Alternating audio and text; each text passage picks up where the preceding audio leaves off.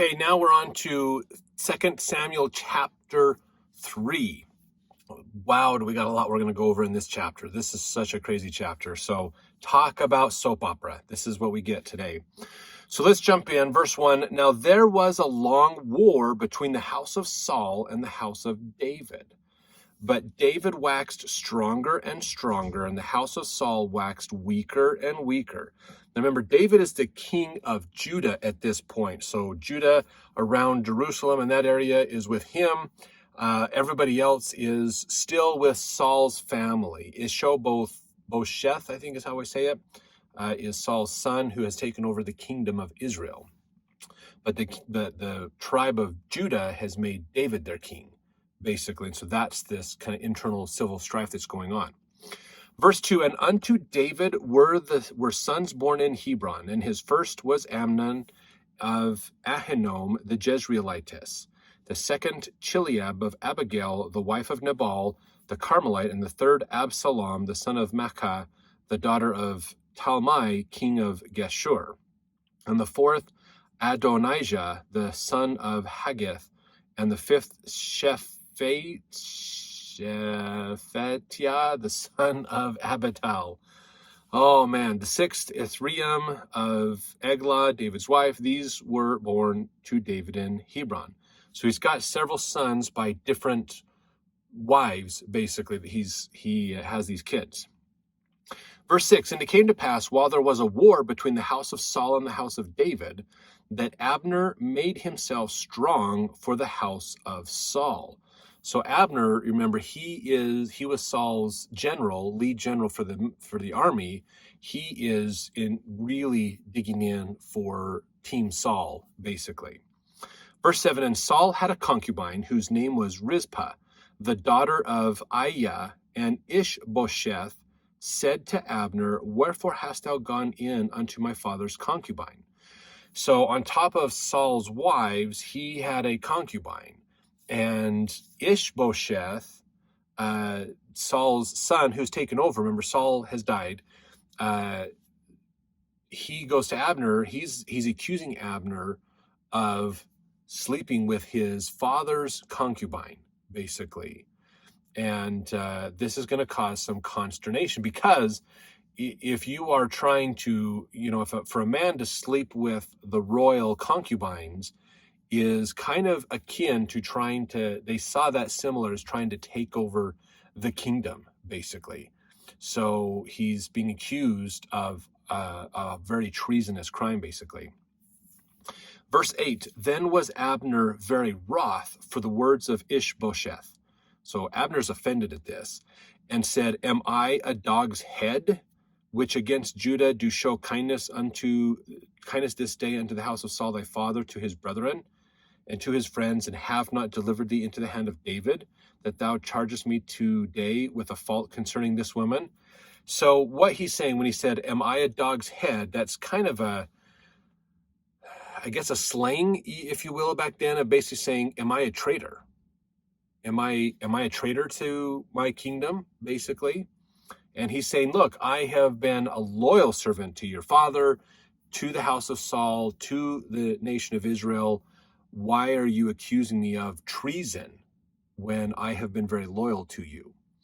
Verse 9, so do God to Abner, and more also, except as the Lord has sworn to David, even so I do to him, to translate the kingdom from the house of Saul, and to set up the throne of David over Israel and over Judah, from Dan even to Beersheba. So when they say, remember, Dan to Beersheba is from the north to the south end of the kingdom, basically. The whole kingdom is what they talk about. That's kind of the whole idea of from sea to shining sea here in America. Whenever they say from Dan to Beersheba, that's the same thing. The whole country, basically. It's the same kind of an idea. Verse 11, and he could not answer Abner a word again because he feared him. So Abner's going, basically, look, I'm not at fault here. Why are you accusing me of treason, basically, when I'm not doing anything treasonous? I'm not trying to help people go to David. I'm trying to help Saul's kingdom out. I'm on your side, Ishbosheth. Why are you doing this? Verse 13, And he said, well, I will make a league with thee, but one thing I require of thee, that is, thou shalt not see my face, except thou first bring Michal, Saul's daughter, when thou comest to see my face. And so he's going, okay, I'll tell you what, I'll make a deal with you. That's fine. But here's what we're going to do is, don't come see me basically until you've got my sister basically with you. Now that's Michal, Saul's daughter, is David's wife. So she's with David. So this is kind of setting up a bit of a challenge here for Abner. Verse 14, and David sent messengers to Ishbosheth, Saul's son, saying, deliver me my wife Michal. Oh, sorry, maybe she's not with David. I thought she went in the last chapter with David. So David's asking Ishbosheth, hey, your dad gave me your sister to marry first before he took her away. I want her, because I could have sworn he took her in the last one. So maybe these two the last chapter and this chapter overlap a little bit. Which I espoused to me for 100 foreskins of the Philistines, and Ishbosheth sent and took her from her husband, even from Phaltiel, the son of Laish, and her husband went with her along, weeping behind her to Bahurim. And then said Abner unto him, go, return, and he returned. So they finally get her and her second husband, basically, and they go to give him to David. Verse 17, and Abner had communication with the elders of Israel, saying, ye sought for David in times past to be king over you. Now then, do it. For the Lord has spoken of David, saying, by the hand of my servant David will I save my people Israel out of the hand of the Philistines and out of the hands of all their enemies. And Abner also spake in the ears of Benjamin. And Abner went also to speak in the ears of David in Hebron, all that seemed good to Israel, and that seemed good to the whole house of Benjamin. So here's what's interesting is Ishbosheth accused Abner of treason, basically, for sleeping with his dad's concubine. But Abner's like, I'm helping you out. What's going on with this? But now there's been a change. And it could be that Abner has decided, you know what, this Ishbosheth guy, if he's going to wrongly accuse me of this, maybe he doesn't need to be in. So Abner's now encouraging everyone to side with David. Basically, go join David's side. Verse 20, so Abner came to, I think I read that one. Verse 21, no, I didn't, actually. Let's see. Abner came to David to Hebron, and 20 men with him, and David made Abner and the men that were with him a feast. So he's hanging out with David. And Abner said unto David, I will arise and go, and will gather all Israel unto my lord the king, that they may make a league with thee, that thou mayest reign over all that thine heart desireth. And David sent Abner away, and he went in peace. So Abner has met with David and has basically made an agreement with him.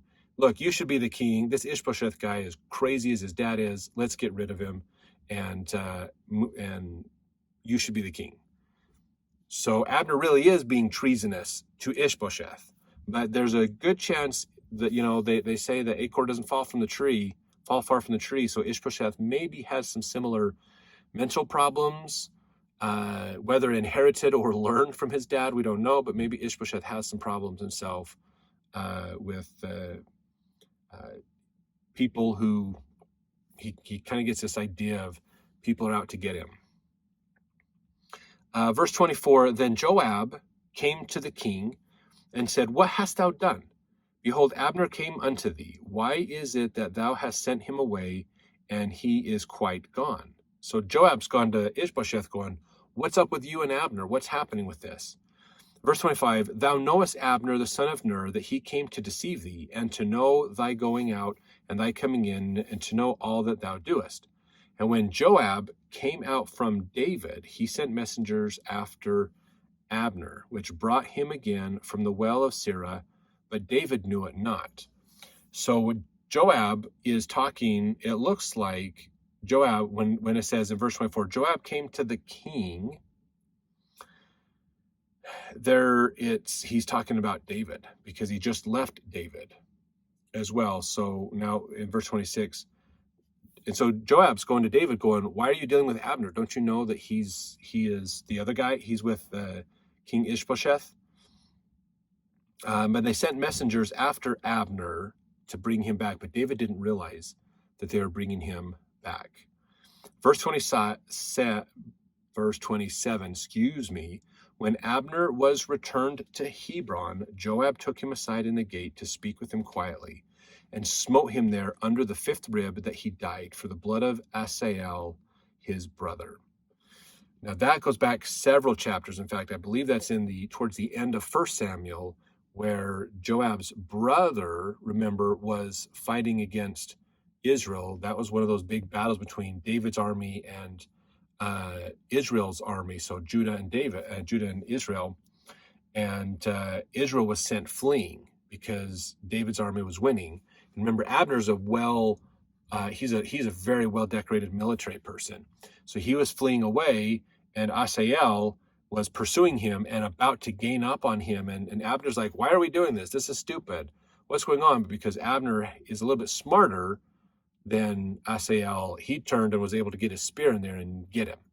And so Joab's been holding a grudge this whole time, even though he claims that bygones be bygones. Apparently not. And so he took this opportunity and basically killed Abner to get back. Verse 28, and afterward, when David heard it, he said, I and my kingdom are guiltless before the Lord forever from the blood of Abner the son of Ner. Let it rest on the head of Joab and on all his father's house, and let there not fail from the house of Joab one that hath an issue, or that is a leper, or that leaneth on a staff, or that falleth on the sword, or that lacketh bread. So he's kind of putting this promise and this saying, it's Joab and his family's problem, basically. And that's when he says, let there not fail from the house of Joab one that hath an issue, that is a leper. So he's kind of talking about not necessarily cursing them, but basically sort of, I guess, really, because he's saying that the blood, the guilt is on Abner, or not Abner, but Joab and his family, basically, is who the guilt rests on for this. Verse 30, so Joab and Abishai, his brother, slew Abner because he had slain their brother Asahel at Gibeon in the battle. Verse 31, and David said to Joab and to all the people that were with him, rend your clothes and gird you with sackcloth and mourn before Abner. And King David himself followed the bier. So there, he's telling everybody that King David is in his kingdom, that we are going to mourn the loss of Abner. Verse 32, and they buried Abner in Hebron, and the king lifted up his voice and wept at the grave of Abner, and all the people wept. And the king lamented over Abner and said, died Abner as a fool dieth? And thy hands were not bound, nor thy feet put into fetters, as a man falleth before wicked men, so fellest thou. And all the people wept again over him. And when all the people came to cause David to eat meat while it was yet day, David sware, saying, so do God to me, and more also, if I taste bread or aught else, till the sun be down. And all the people took notice of it, and it pleased them, as whatsoever the king did pleased all the people.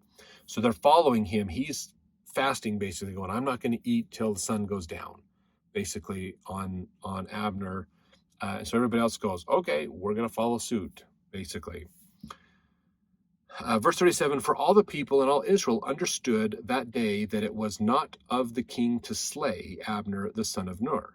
And the king said unto his servants, know ye not that there is a prince and a great man falleth this day in Israel?